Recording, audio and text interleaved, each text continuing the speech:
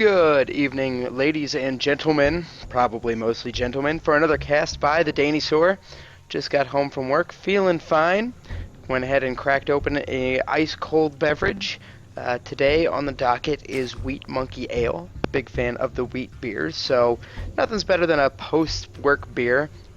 And already you can see a little bit of love going back and forth between these two players. So adorable. This is an inter-clan war here. We've got Tenza up here in the top left, and in the bottom right we have Nemuri.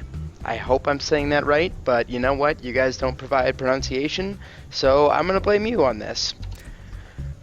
And as we get started here, this will be a best of three. I have not casted Nemuri before. Nemuri?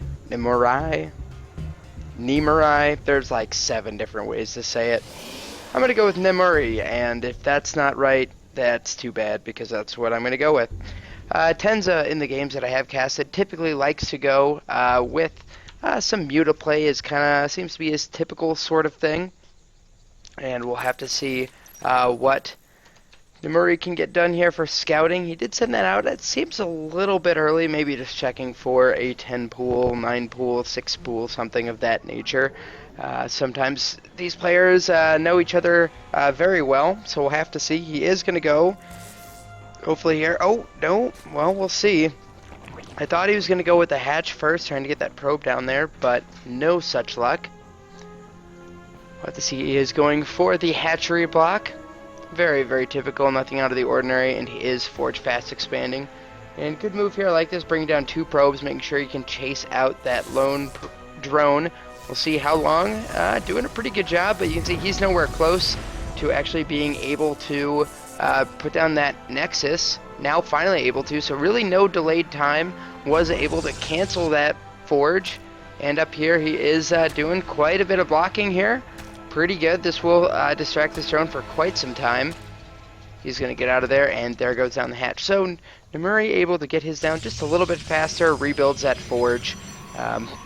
Again, pretty typical.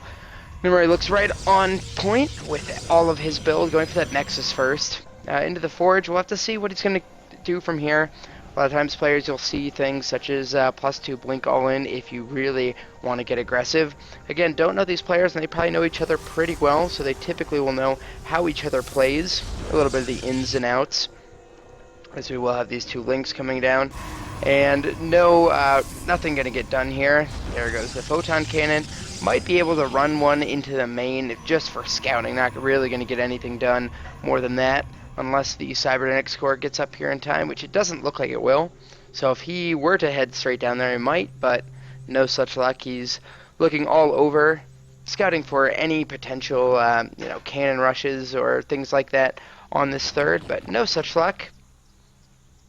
And these Zerglings are going to continue to just run and run and run all the way around, and he is not worried at all about getting into Nemuri's base. So Tenza is establishing his third base pretty quickly. We'll have to see what he wants to go into from here. No gas just yet, so it doesn't look like he's going to be any sort of aggressive with speedlings.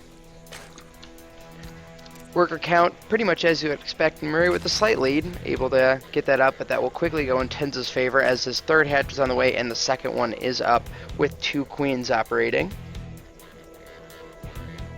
That's a tasty brew. So it looks like a very standard wall here. We'll have to see, again, what Nemuri wants to go into. No tech buildings down just yet. Really, you gotta wait for the cybernetics core to go down and then see potentially what happens, what his next tech building might be. Back in the day, I was a big fan of the Century Immortal All-In, which Parting was using, and just rocking everyone.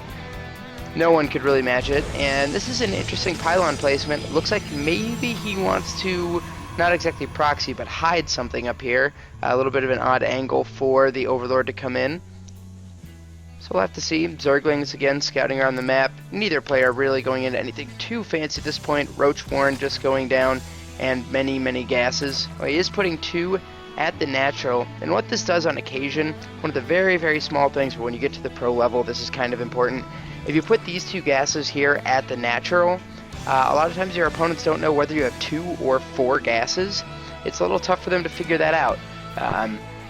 Basically because they see these 2, don't know if 2 are in the main, So it's one of those very small things that can get you a little bit of trickery in there. He is only going with just 2 gases. Meanwhile, Nemuri finishing up all 4 of his gases, getting that +1. Enough to see he is going to go Stargate. That was put down just a little while ago. That will finish up soon. So very, very standard. Going to send out with these 2 +1 Zealots. Soon to be +1. Give it about 60 seconds. And we will see. But it looks like this will be scouted. Oh, and if Tenza was going to stay on that path, he would have found that pylon. However, no such luck. So yes, he has no vision of that. He does see pretty much everything. Doesn't see these 2 gates. Maybe a little disconcerting. You might just kind of think that not much is coming here. So Phoenix does come out.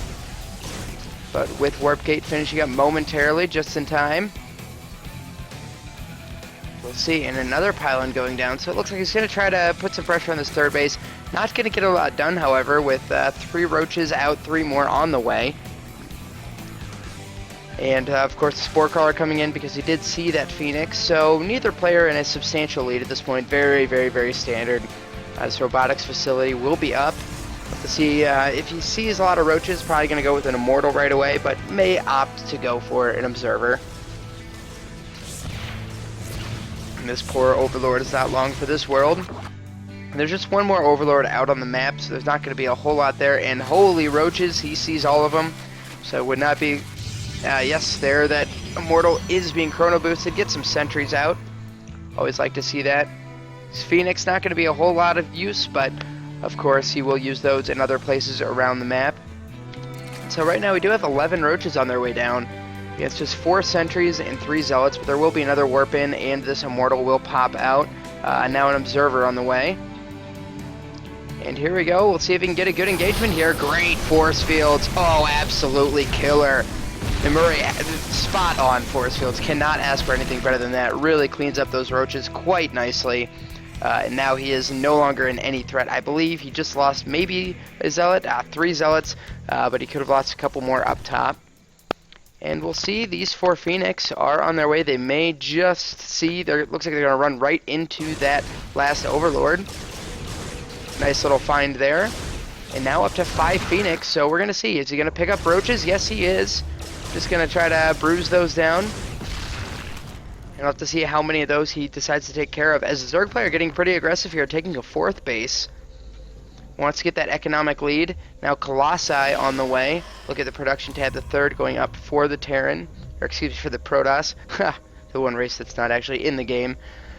And Hydralisk on the way, as long as their upgrade, which will give them that extra range. Very vital, especially with these Colossi coming in. You will be getting the extended Thermal Lance and Twilight Council. So plenty of things going on. Both these players kind of just rounding out their tech tree.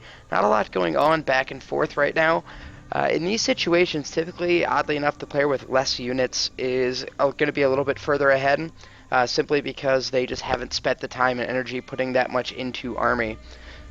So our Protoss player may have just a slight edge, but with this 4th base coming up, I am a little worried about what this might mean. Going back to the production tab, he is going heavily into Roach Hydra. 1-1 upgrades are on the way. Protoss player, no upgrades to speak of besides the +1 that was finished right at the beginning of the game. And just as I say that, +2 now on the way. And now we will be getting that 25% movement speed. Very, very typical for Hydras. They are kind of useless without it. But he is getting a good number. 13 Roaches and 14 Hydras. Certainly can do a number. But with 2 Colossi, he will be fine. Nemuri, that is, for now. That range finishing up, which is oh so critical. And these Phoenix have been flying around. And Phoenix, oddly enough, are so good at picking off Hydras. Especially if you get them right when they hatch from their eggs from the hatcheries nearby. Not a whole lot going on here, and that's going to be bad news if any of those Hydras catch up. But just 2 Hydras in the mix there. He could pick those off, and yes, he will. Look at how fast those are just burned down. That's what I was talking about picking those off. If you can separate just a couple of them, it can really be great for you. And he's got to look out. Those Hydras may be coming up, and it looks like no, he did not take those with him. So these Phoenix are fine to fly around, scout, see what he can see. And these hold position Zealots, not going to be doing much. And he really doesn't have any idea. Not much tech is spotted around here.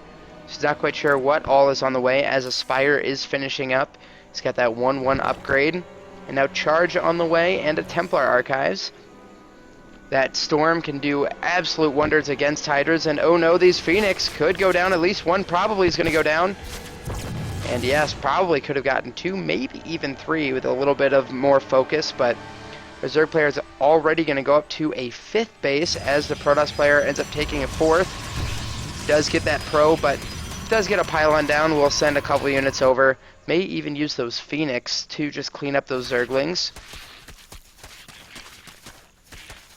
And it looks like Nemuri is not too worried about it, but those do quite a bit of damage over time. And now finally we'll come over and clean them up.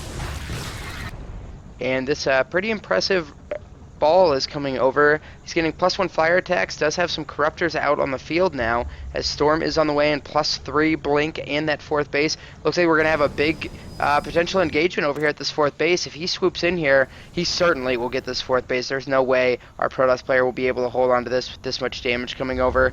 Attacking into that would be just a nightmare, and yes, insta-cancel.